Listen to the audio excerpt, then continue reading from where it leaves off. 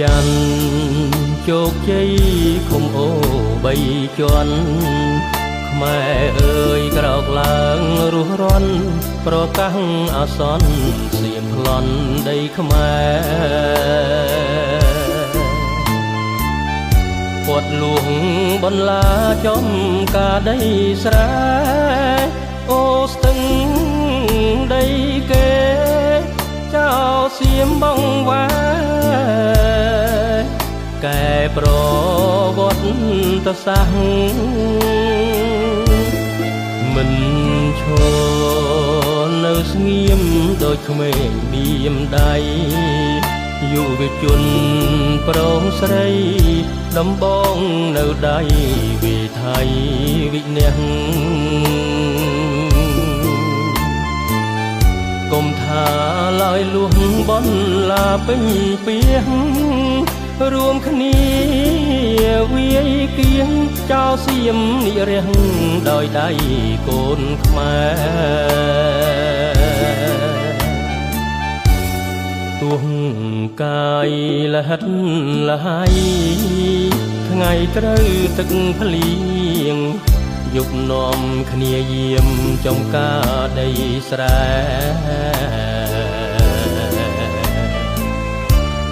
មុខសុចអង្គៀមស្ងៀមគ្មានត្អូញត្អែ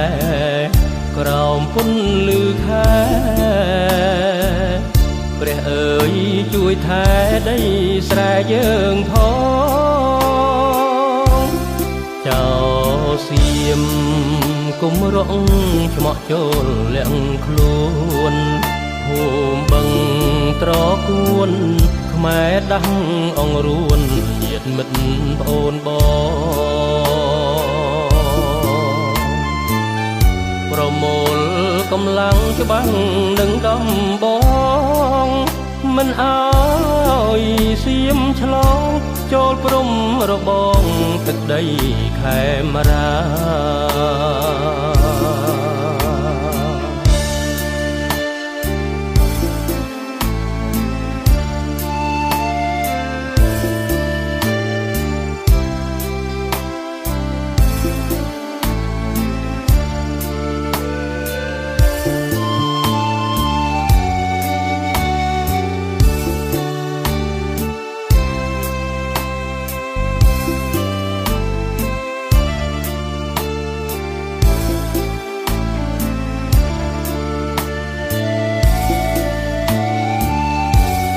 ទួង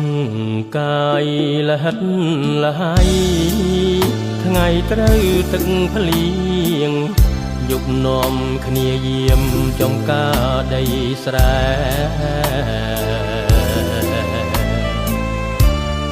មុខ